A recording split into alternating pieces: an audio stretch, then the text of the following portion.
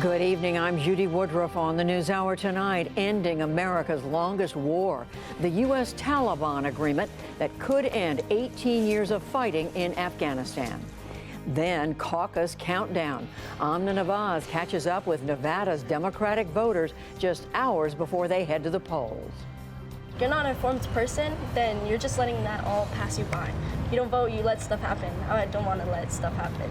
Plus, inside Venezuela, the suffering children there endure as the country's economic freefall wears on. I've had girls with lower cognitive abilities and learning processes because of the lack of a proper diet. They've fallen asleep in the kindergarten area, and I mean in a very deep sleep. All that and more on tonight's PBS NewsHour.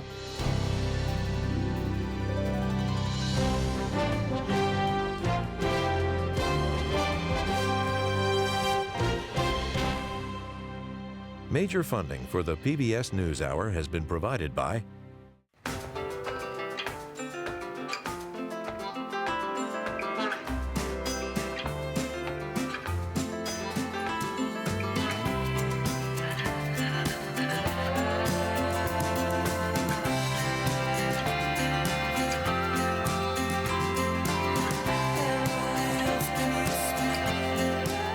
moving our economy for 160 years. BNSF, the engine that connects us. When it comes to wireless, Consumer Cellular gives its customers the choice. Our no-contract plans give you as much or as little talk, text, and data as you want. And our U.S.-based customer service team is on hand to help. To learn more, go to consumercellular.tv. American Cruise Lines, Colette, Fidelity Investments, the John S. and James L. Knight Foundation, fostering informed and engaged communities. More at kf.org.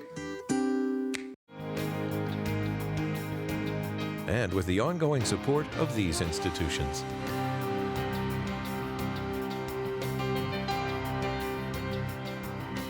And friends of the NewsHour.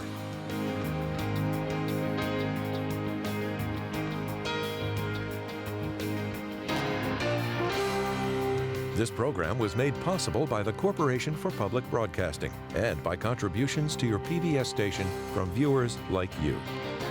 Thank you.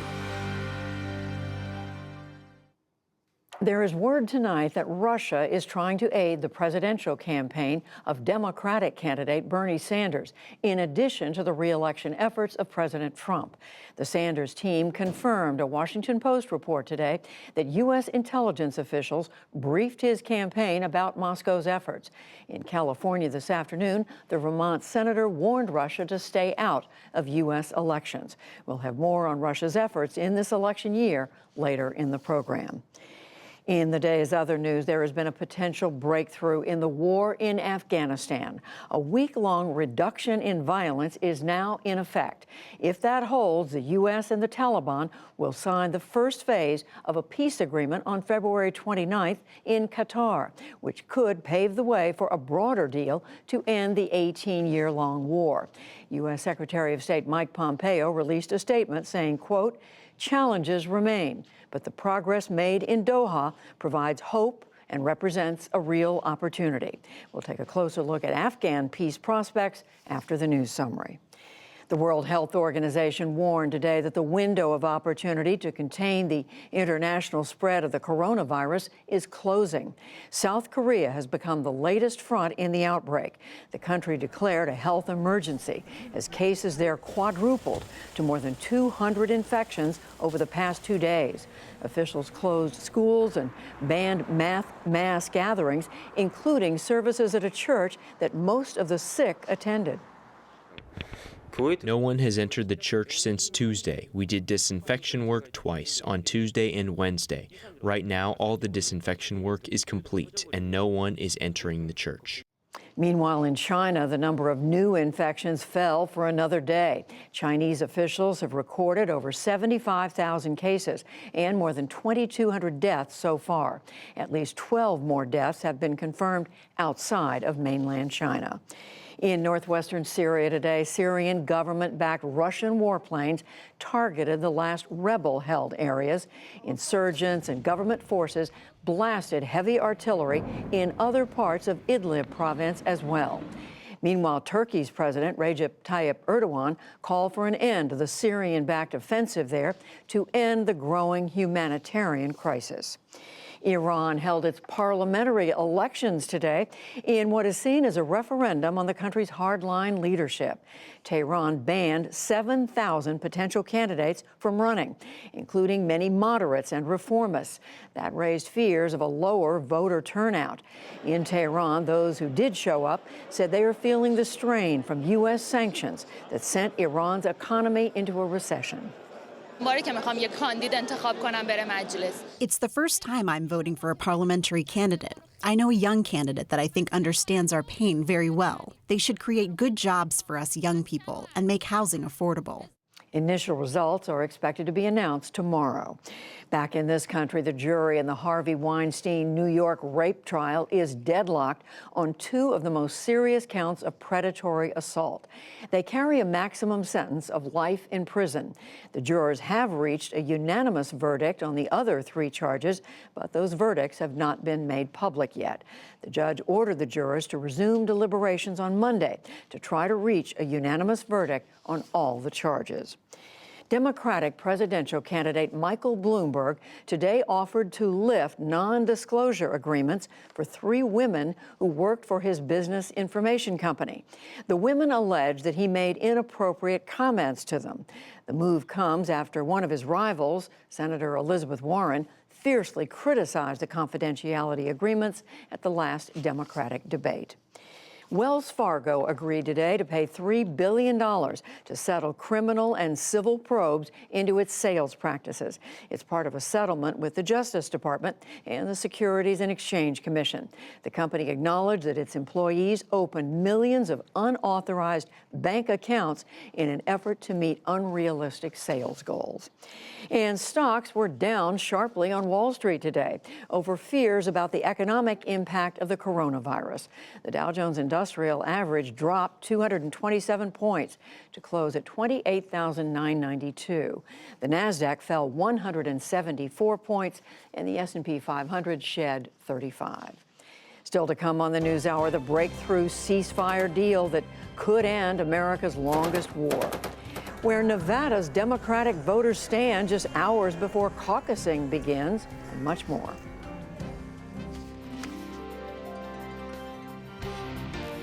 This is the PBS NewsHour from WETA Studios in Washington and in the West from the Walter Cronkite School of Journalism at Arizona State University.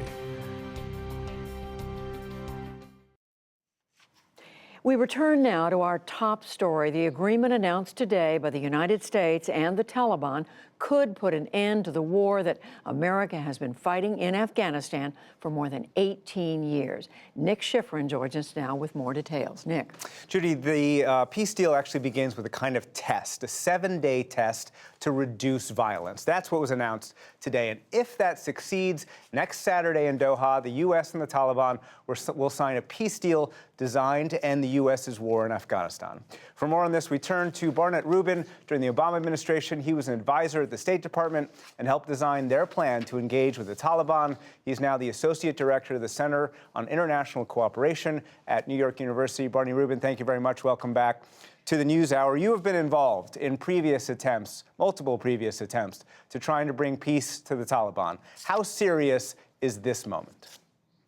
This is the most serious attempt so far because the U.S. and Taliban are actually going to sign an agreement which has a roadmap to a fuller agreement, including negotiations among Afghans. So this is the first time that I can say we're really starting a peace process. So on the road to that peace process, on the road to the roadmap, there is what was announced today, officially a 1-week reduction in violence. This requires the Taliban to reduce violence. Do we know if the Taliban are serious about reducing violence all across the country? It requires both sides to reduce violence, actually. Apparently they are serious about it, but we will see and test both their compliance and their ability to enforce such a measure over all of their fighters throughout the country. But they negotiated over this long and hard over the specific terms. It's not just an agreement to reduce violence.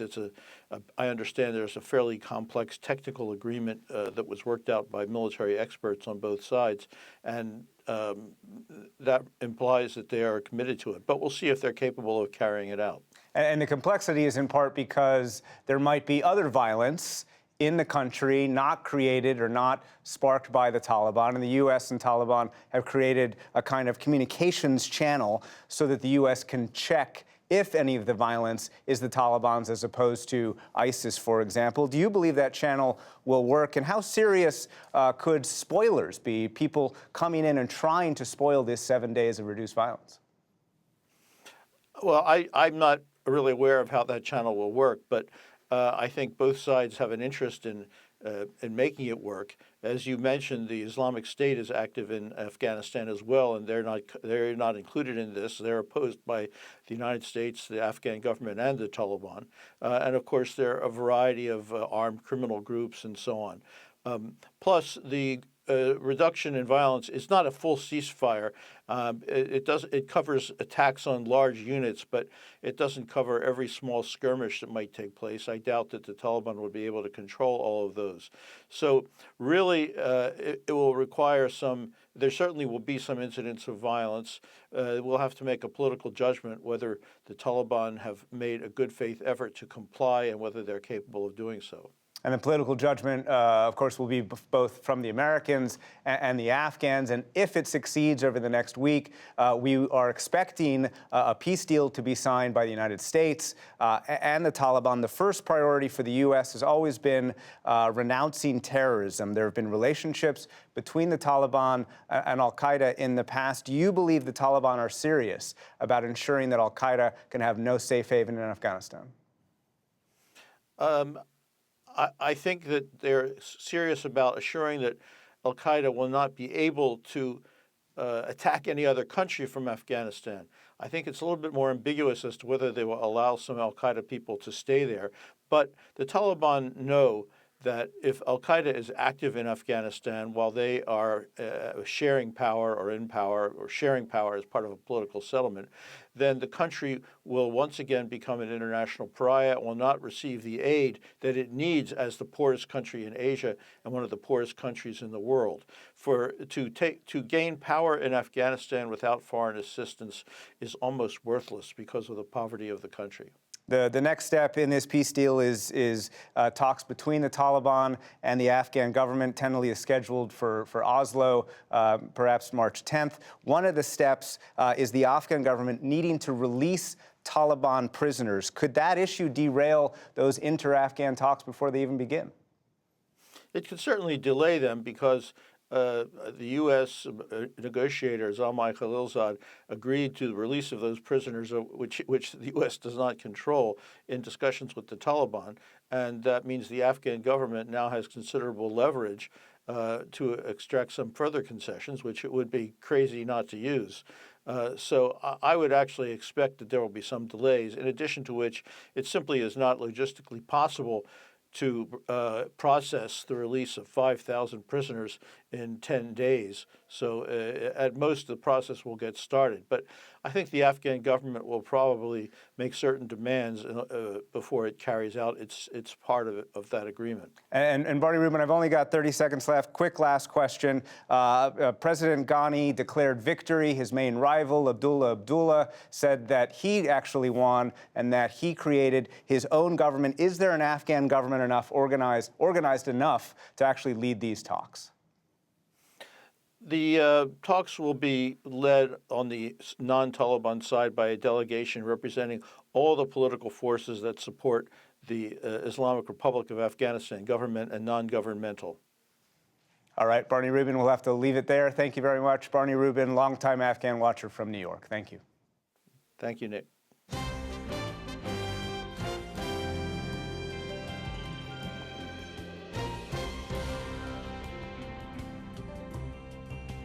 As As we reported earlier, Senator Bernie Sanders confirmed that his campaign was told by U.S. intelligence officials that Russia plans to disrupt the Democratic primary. But President Trump pushed back on the intelligence community's assessment of Russian interference in his campaign, and he accused Democrats of starting rumors. The president's remarks come on the heels of multiple reports that U.S. intelligence officials told congressional lawmakers last week that Russia is actively trying to help the president get reelected. Yamiche Alcindor takes it from there. For more, I'm joined by Laura Rosenberger, the director of the Alliance for Securing Democracy, a program that tracks Russian influence operations. She was also a foreign policy advisor to Hillary Clinton's 2016 presidential campaign, and she served in the State Department during the Obama and George W. Bush administrations. Thanks so much, Laura, for being here. What more do we know about the efforts against the United States, and what's changed since 2016?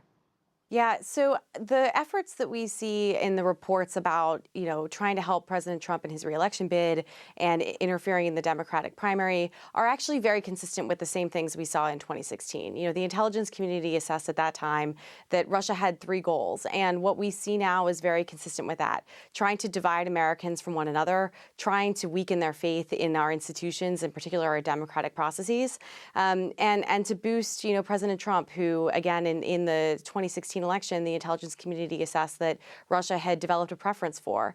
And so I think that what we really see is very much a continuation of the same intentions. We see a little bit of a difference in tactics. Some of the big, broad-scale kind of automated, bot-driven manipulation is something we don't see as much anymore. But we still see a lot of effort to use social media to divide Americans from one another, to drive particular conspiratorial narratives, and in particular to undermine Americans' trust and faith in our institutions. You mentioned that social media companies are trying to better protect themselves. How ready is the United States with Russia's evolving tactics? Well, I think that we have certainly seen steps by the social media companies since 2016. We have seen steps by the government since 2016. The problem is it all falls short. These are the kinds of issues where coordination is actually completely essential to carrying out the kinds of sophisticated efforts to systemically detect these operations. And that requires very clear coordination mechanisms within the government, between the government and the private sector, and within the private sector. And while we have seen progress on each of those, they remain largely informal, they remain largely ad hoc. And frankly, as we've seen with the president's actions to fire the acting DNI, in light of these reports, that his role is really to coordinate the intelligence community's work. And that is exactly a move in the wrong direction from what we actually need to be having more of. Now, the Washington Post is reporting that there are intelligence officials who believe that Russia is trying to interfere in the election by trying to get Bernie Sanders to win the Democratic primary. He released a statement. I want to read part of it. He said in part, "I don't care, frankly, who Putin wants to be president. My message to Putin is clear. Stay out of American elections. And as president, I will make sure that you do." How do you think Bernie Sanders in the Democratic primary is factoring into Russia's larger plans? Well, first of all, I just want to say I think that's a really important statement from Senator Sanders. I mean, very clear message to Vladimir Putin that weighing in on American elections is not something that will be tolerated by him and by the American people. And so I think that's a really important statement. For me, it's about dividing Democrats from one another, potentially suppressing ultimate turnout for the nominee, and really actually, again, just making us doubt the very processes that elections are meant to be about. And the president has called reports that the intelligence community believes Russia is meddling in the 2020 election as rumors spread by Democrats. What impact could it have if the president is seen as politicizing the intelligence community and not, and also undermining the intelligence community? What impact could that have? When we look back at sort of what's been done over the past few years on these issues, my own view is that one of the greatest hindrances to doing more to actually counter foreign interference has been the politicization of this issue. And so I think it's deeply damaging and leaves our country vulnerable to attack. Thank you so much for joining us, Laura Rosenberger. Thank you so much, Yamiche.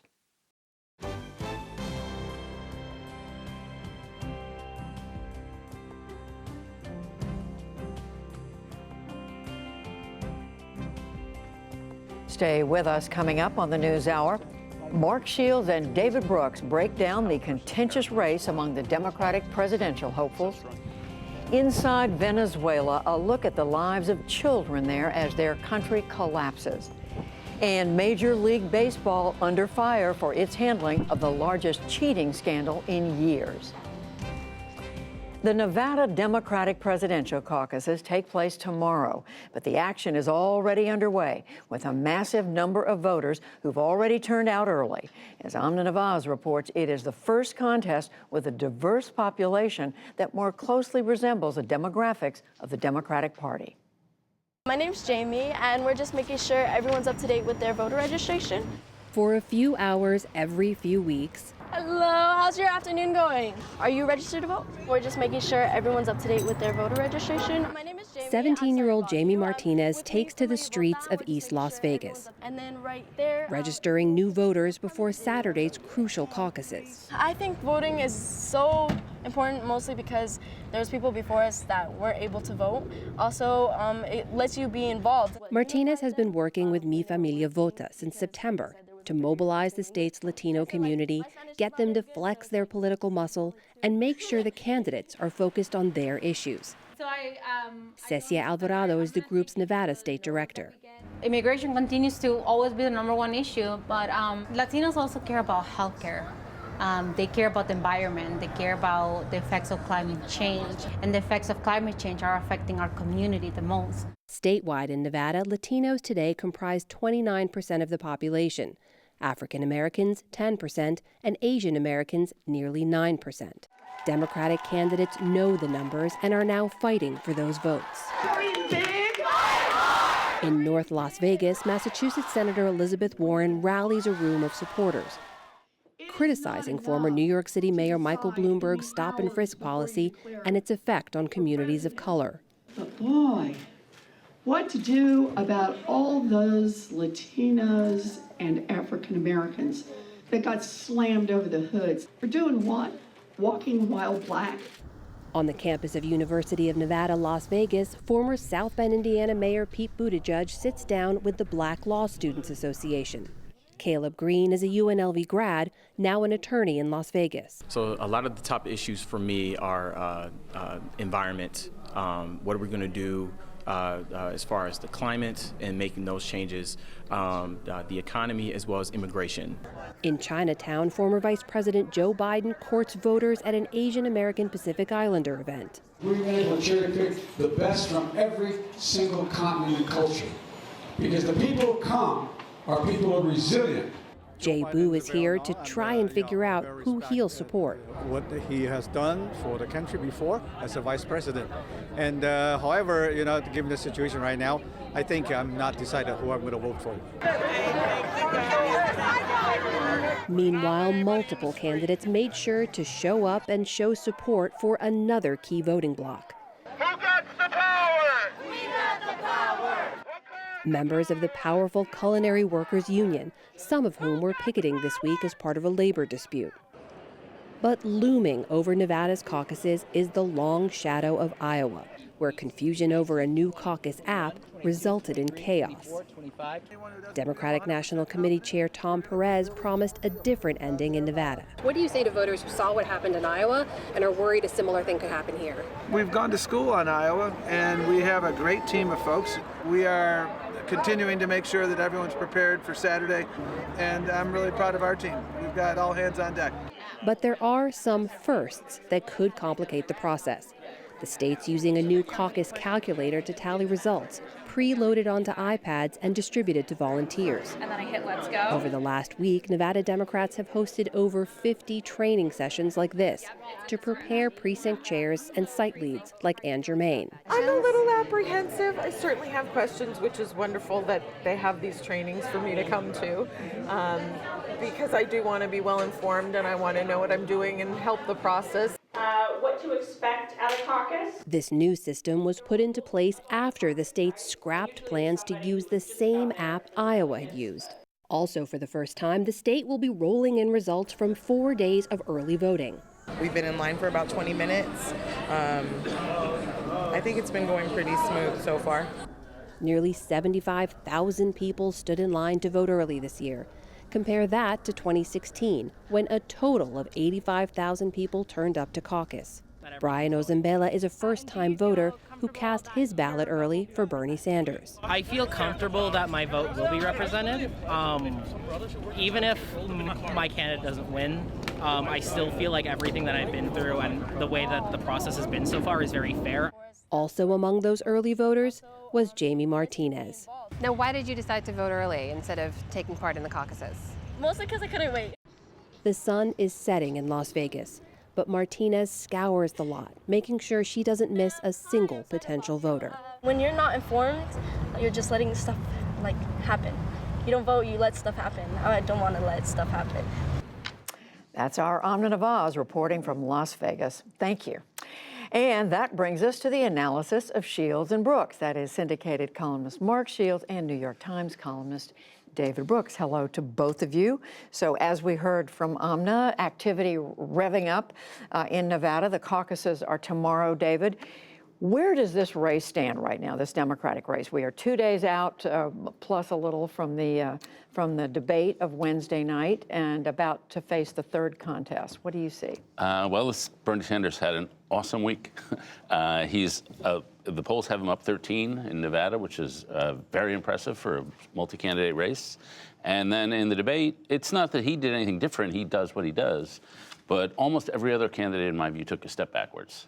Klobuchar and Mayor Pete had their little feud, which I think diminished each of them. Bloomberg had his nuclear meltdown.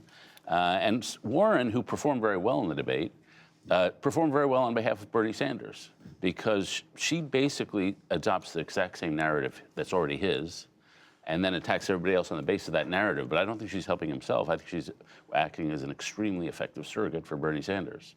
So I just think his grip on the path to the nomination is much tighter than it was. So Bernie Sanders in the strongest position right now? I hate to agree with David, but his assessment overall is very good.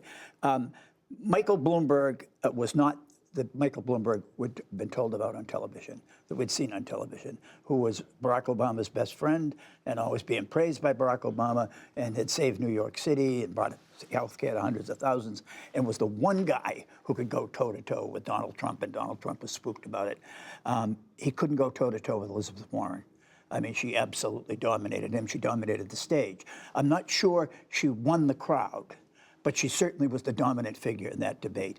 Bernie Sanders, the front runner that they think people would go after, really escaped almost unscathed.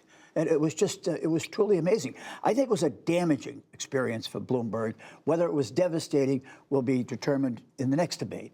I mean, I think the next debate really becomes important for him. He was counseled that these questions were going to come up. They knew from day one, and whether it was peevishness, arrogance, dismissiveness, whatever, condescension, he just refused to come up with an answer that was plausible and convincing and believable. Yeah, partly it's practice. I mean, you know, he doesn't even do media interviews particularly well, No. and he's been guarded from this. And all the other candidates have been playing this game for a year now. This and was when the ninth debate. Yeah, and when you're up on a debate stage, you're not thinking, you're repeating something you said 50 times before. And so he didn't have any practice. He didn't have any of that. What strikes me also about the party, first, Sanders tells a very clear narrative. Corporations screwing us. That's just a very clear narrative. Everybody gets it. It resonates with a lot of people. I don't think anybody else on that stage has a narrative that's quite that clear. And so the power, like Trump had a very clear narrative, those cultural elites, they're ruining life for us. And having that very compelling, clear narrative is a great advantage.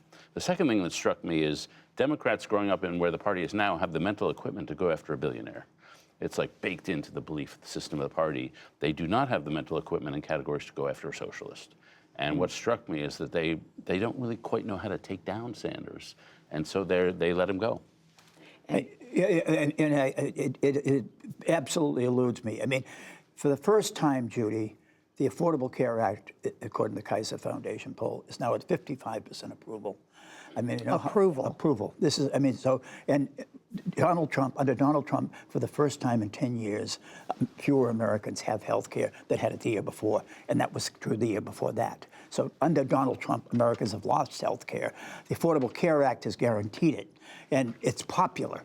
And here the Democrats talking about just willy-nilly just getting rid of it. I mean, it makes absolutely no sense. The Republicans are on the total defensive on this issue. It's an issue that works for Democrats. It's an issue that voters deeply care about. And you know, there they are. As far as the point about Bernie Sanders, the default mood of Bernie Sanders is angry. He's the angriest front runner I've ever seen. I mean, he's the unhappy warrior. I don't know how long that's going to wear. It wouldn't wear long in the carpool. I don't know how long it's going to wear on the campaign trail. It's worth but it's brought him this far. Yeah. It has brought him this far. But there's never retreat, never concede strategy.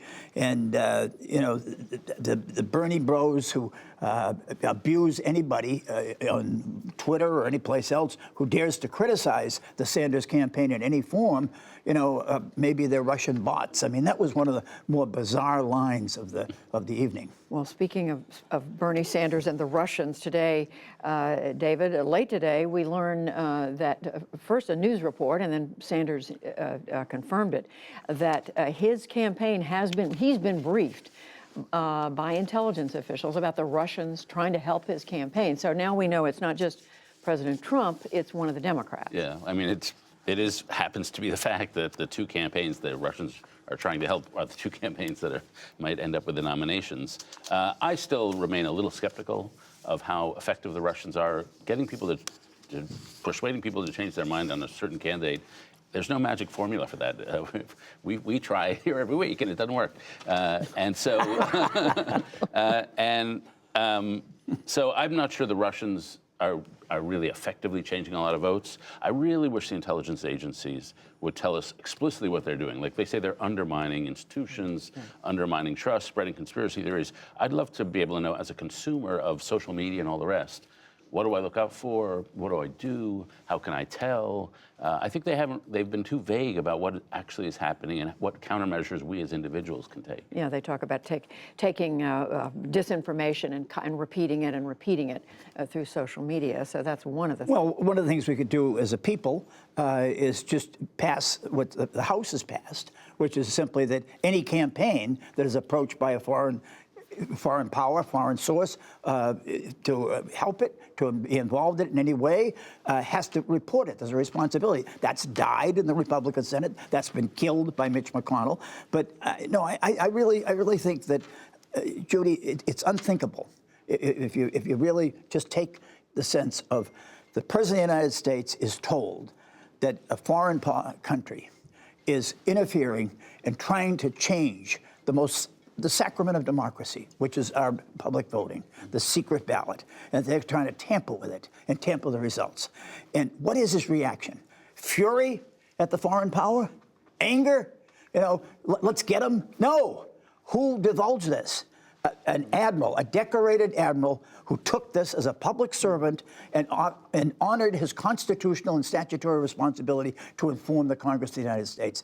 I mean, that's just unthinkable what's going on. You're contrasting the president's reaction to this to Bernie Sanders, who announced Bernie it today Sanders, and to his credit, having honeymooned in Moscow in 1988, I mean, you got to explain that someday, Bernie, after the trip to Nicaragua in '85. But I mean, he came out and said, no way. I mean, you stay out, Putin, and if I'm president, I'll make absolutely sure I don't want your help and you shouldn't be involved or whatever.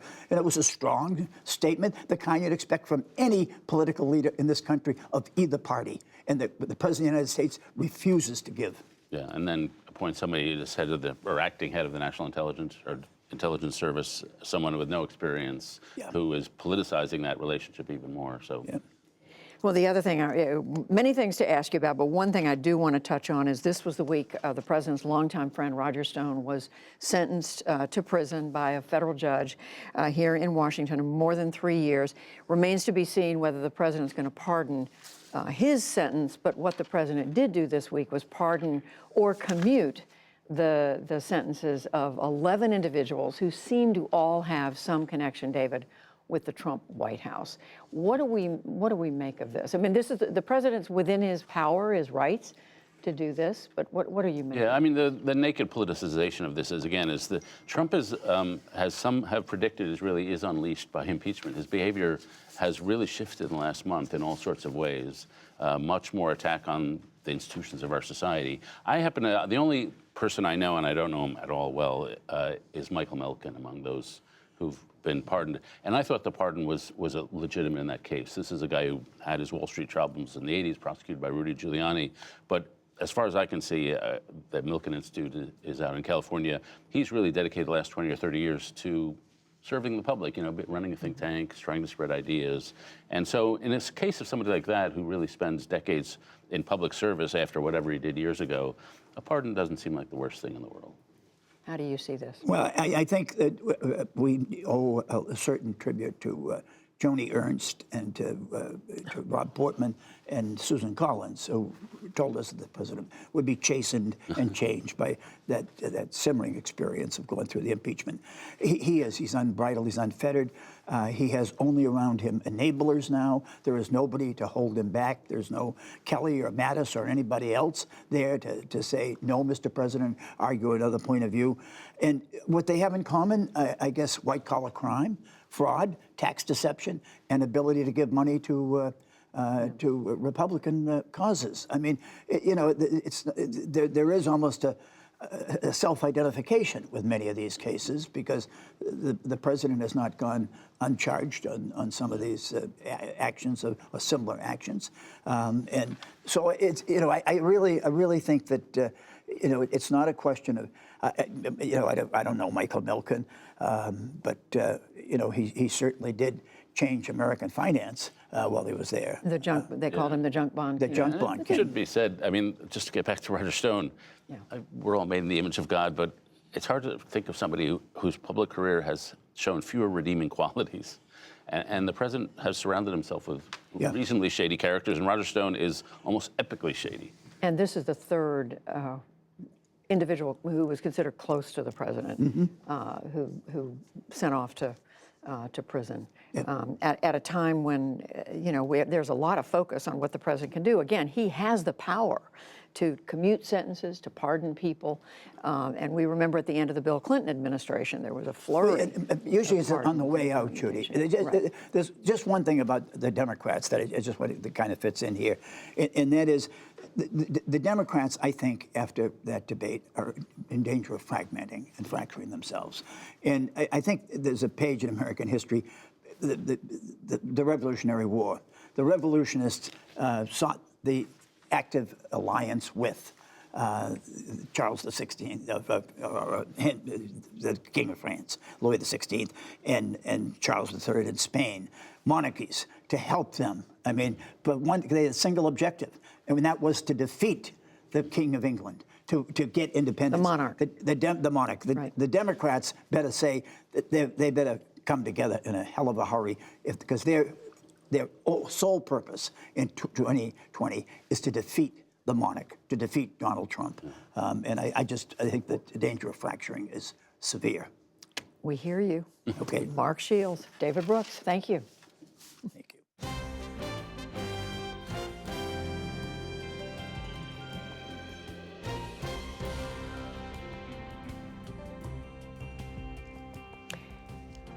We continue now with our series, Inside Venezuela. The once wealthy South American country is now in economic freefall.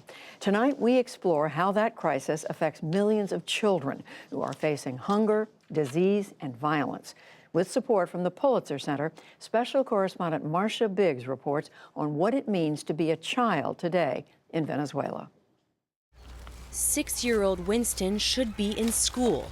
Instead, he and his older brother Jose are helping their father with what is now daily work, sifting through the trash at this garbage dump in Maracaibo, a major city in western Venezuela. All of them plastic bottles. Jose Gutierrez says he used to sell coffee and cigarettes on the street, but because of hyperinflation projected this year to be as high as 500,000%, he kept losing money. So now he spends his days searching for plastic to sell so he can buy food for his family. Before, people could work and buy rice and flour with the salary. There was cash in the street. There was money to be made. Now it's the opposite. There's no money to make on the street. Many neighborhoods in Venezuela have always been poor, but people here say they got by with help from the government. In the last couple of years, they say things have changed.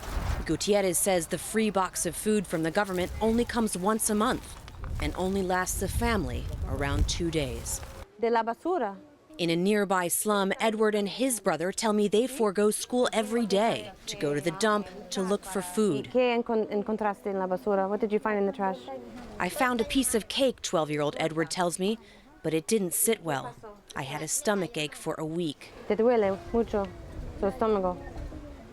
He says the food that he got that time was bad, but that most of the time the food is good, so he keeps going back to the same place where they throw the rubbish to get food. In their slum, we saw signs of malnutrition everywhere. Distended bellies from a lack of protein, stunted growth, diarrhea, as well as preventable diseases like scabies. Children across Venezuela are facing a crisis from every angle: food, health, education, and violence, leading to fears of a lost generation and a bleak future for the country. One immediate impact? Classrooms across Venezuela are emptying out as families leave or decide they can't afford the transportation, the uniforms, or enough food to send their children to school. And those who remain are often too hungry to learn. I've had girls with lower cognitive abilities and learning processes because of the lack of a proper diet. They've fallen asleep in the kindergarten area, and I mean in a very deep sleep. Teachers are also leaving. Venezuela has lost as much as 40% of its 370,000 teachers in the last 3 years.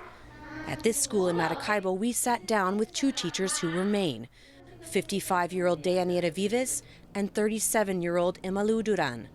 They say 250 students are enrolled in this girls' school up to grade 6, but only around 60 actually attend. Why aren't they coming to school? Por la realidad que estamos viviendo. Because of the reality we're living in. Many aren't coming because they aren't getting enough to eat. And how do we know? Because the parents have told us. They say, "Teacher, I'm sorry, but I can't bring my daughter in today because I don't have a way to get her to school." Many times we go on foot and the girls haven't eaten yet. For example, I'm also a parent, but my child isn't here today. She's in the 5th grade. Your own daughter isn't coming to school here. Why? She's not coming because we live very far from here, and sometimes there's no breakfast, so I don't bring her in like that. So I was going to ask the question, what is the future for a child in Venezuela? But now I learned that you have 3 children in Venezuela. So what is their future? I don't see a future. One organization trying to combat the hunger crisis and much more is Caracas Mi Convive, loosely translated as Caracas Living Together, which sponsors community-run food banks like this one in the slum of Caracas. Each day, children line up for a hot meal, just one of thousands of food banks that have sprung up across the country in the past few years. Santiago Garcia of Mi Convive says they're not even close to meeting the need, but it's a crucial first step. The children that do not eat are children that cannot develop their full potential, right? During the first years of development, it's fundamental for little kids to have enough food, to develop all their brain functions, and to be able to learn, to develop good social interactions. So the problems that we are having right now in Venezuela with the food are one of the biggest setbacks that we have for future development. So what do we have here? We went back to Mi Convive's office where Santiago showed us some drawings made by kids in the community aged 7 to 10. They were first asked to draw anything they wanted. The drawings were bright and colorful, idyllic images from the imagination of a child. And we asked them to draw the things they didn't like about the place in which they live. And here, well, you have a house, of course, but you have a gun here. This is a rifle, an R-15. It really surprised me that the kid knew the brand of the rifle. I didn't know that, for example. Venezuela has become one of the most dangerous countries in the world. And Santiago says this combination of lack of food and education and pervasive violence mean children often end up with only bad options. What will happen in 10, 12 years with the little kids that grew up in this situation? When you live in a crisis, you are constantly living at the present, right now. Like, if you don't have any food to eat tomorrow, your priority is finding that food now. And well, the fastest way to obtain that food for tomorrow is probably joining a gang. And that's exactly what many do, including 23-year-old Orlando Antonio. Today, he works in an upscale bakery in Caracas, thanks to Santiago's help. But he grew up a world away, in one of the toughest slums in Caracas. He never graduated from high school. Did most of the kids that you ran around with stay in school? No, they also dropped out. Some of them are dead now. From my group, there's only 3 or 4 left. Most of them were killed. Why were they killed? Because they were wanted by the police. And when they find someone they're looking for, they kill them. In 2015, the Venezuelan government responded to rising violence with a policy known as mano dura, or heavy hand, sending special police units into violent areas to crack down on gangs. It's credited that policy with decreasing violence. But last year, the United Nations released a damning report on the extrajudicial killings of young men by these special units. Every time I came down the street, the police messed with me. They hit me. And I grew up thinking about that, thinking about what they'd done to me and how I could get revenge. So what made you want to leave that life? Mi mamá. Your mom. Mi mamá. Why? What about your mom? She was so worried about me. You could see it in her face. She was even losing weight. But many more do not make it out. In a village outside of Caracas, another mother, Zuleika Perez, makes an extra cup of coffee every morning and gingerly places it next to the photo of her son, Jose. It's a way to keep his memory alive, and I feel good about this. I feel like he's present, like he's here drinking his coffee. In January of last year, she says Jose was at his home when special forces burst in, demanding information about a car theft. Within moments, he was dead, shot in the chest. There was no official statement, but Zuleika says this video was posted on Facebook by police officers claiming that Jose was part of an armed band that had fired on them first. That video was later taken down and reportedly came from another earlier incident, not involving her son. But Zuleika says she then received another video, this one clearly depicting her son sitting unarmed and begging for his life. Maybe that's what breaks my heart. What was my son thinking about in those last minutes, knowing he had no way out and without having done anything?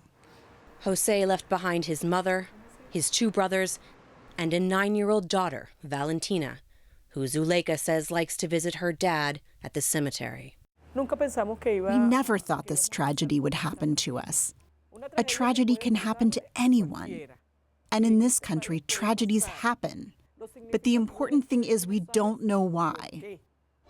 Back at the slum in Maracaibo in the country's west, as we were wrapping up our day, we stumbled upon yet another scene of desperation.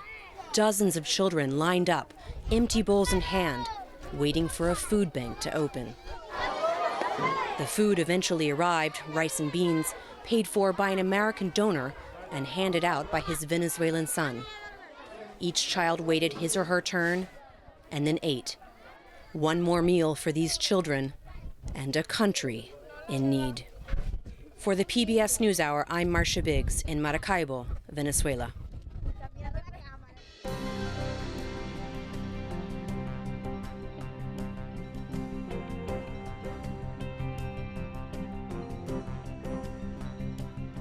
At baseball spring training, the talk is usually about hopes for the season ahead. John Yang reports that as exhibition games get underway this weekend, the focus is on 2017, the year of one of the game's biggest scandals. Judy, that was the year the Houston Astros won the World Series, and investigators say the year the team used an elaborate scheme to tell their batters in advance what pitches the opposition was about to throw to them. Last month, Baseball Commissioner Rob Manfred punished the team, its field manager, and its general manager, but did not discipline any players or do anything with the team's World Series title. And that has players on other teams speaking out. I just don't think it holds any value. You know, you cheated and you didn't earn it. You know, that's how I feel. Is it wasn't earned. You know, it wasn't earned the way of, you know, playing the game right and fighting till the end. I thought Manfred's punishment was weak, giving him immunity. I mean, these guys were cheating for 3 years. A former Toronto Blue Jays pitcher who lost his job after a bad outing against the Astros in 2017 is even suing the team for unfair business practices. Jeff Passan covers Major League Baseball for ESPN. He joins us from the Astros training camp in West Palm Beach, Florida. Jeff, it's been 6 weeks since the commissioner issued his report on the cheating scandal, on handing down the punishment. Why are the players still so angry about this that they're still speaking out? You know, John, they're angry for a number of reasons. First off, they feel that the Astros' apologies were hollow, that the contrition was fake, and that they're not really mad or sad or even feeling bad about the fact that they cheated. And beyond that, I think it's the fact that there has been a lack of punishment. Now, you can argue that the Astros paying a $5 million fine or giving up some draft picks was good enough for the team. You can argue that Jeff Luhnow, the general manager, and A.J. Hinch, the manager, losing their jobs was punishment as well, but the players got no suspensions whatsoever. And between that and the World Series title not being stripped, the ire in players has been significant and really has not abated at all. Talk about that punishment. The commissioner in his report said that this was a player-driven scheme, this a player-driven plan. So why were no players punished? Yeah, it's interesting that you have a player-driven scheme with zero punishment for the players, but that was really the reality, the catch-22 that Rob Manfred was facing here. Back in September of 2017, when the Boston Red Sox had a light punishment for sending signals from their video room to an Apple Watch on their bench, the commissioner sent out a notice to all 30 teams saying that it is incumbent on you as the general manager and the manager to tell your players that discipline can happen. That message was never relayed to Astros players, and accordingly, under labor law, the lack of notice for potential punishment is grounds for a case being thrown out via grievance. So now that the anger is here and evident, are there any indications that Commissioner Manfred understands this, is getting this anger, and what can he do about it? You know, his back's against the wall at this point, John, because so much of the animus is guided toward him from both players and fans. And there is certainly the possibility that he could reverse his decision on stripping the Astros of the 2017 championship. Now, it would go against what he has said publicly, which is that he doesn't want to start a slippery slope of rewriting history. And it's understandable considering baseball's history, in which the single season and all-time home run record holder, Barry Bonds, did so under the suspicion of using steroids. So if you take away the championship from the Astros in 2017, why aren't you going to take away the home run title from Barry Bonds? That's not something Rob Manfred wants to do, but it's certainly something he has to be thinking about at this point, and something that people in his inner circle have suggested he consider. Exhibition games begin this weekend. Could this anger and frustration spill out onto the playing field? Yeah, it's a possibility, certainly, and I've spoken with a number of players who said we're looking forward to playing the Astros this year to try and mete out frontier justice by hitting them with the fastball. But Rob Manfred has already put teams and players on alert, saying that if you intentionally throw a baseball at a player, not just an Astros player, but any player, the discipline is going to be significantly higher than the typical 3 to 6 game suspension. Of course, this in itself angers players because they understand if they throw at Houston Astros batters, the suspensions they get for doing so will be longer than any of the Astros served for cheating during their World Series winning season. Ironic indeed. Jeff Passan of ESPN, thanks so much. Thank you, John. Interesting. And on the NewsHour online right now, we took your questions about the novel coronavirus, including whether you should buy a mask to wear in public spaces. You can watch William Brangham and Laura Santhanam answer your questions on our website. That's pbs.org/newshour. Up next on Washington Week on PBS, President Trump is fuming over intelligence reports of Russian election interference.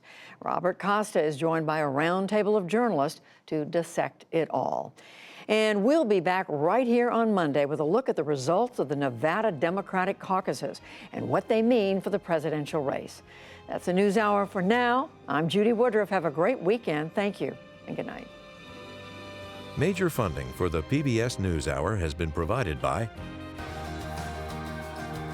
Colette guides travelers to experience the world in more than 160 destinations across 5 travel styles like small group explorations. Their inclusive tours feature local guides, cultural experiences, meals, and accommodations. Since 1918, Colette has guided travelers around the world. Learn more at colette.com/smallgroup. Fidelity Investments, BNSF Railway, Consumer Cellular, American Cruise Lines, the William and Flora Hewlett Foundation. For more than 50 years, advancing ideas and supporting institutions to promote a better world. At hewlett.org. Supporting social entrepreneurs and their solutions to the world's most pressing problems. SkollFoundation.org. And with the ongoing support of these institutions.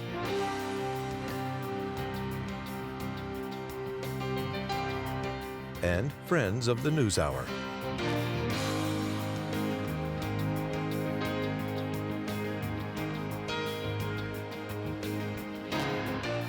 This program was made possible by the Corporation for Public Broadcasting and by contributions to your PBS station from viewers like you. Thank you.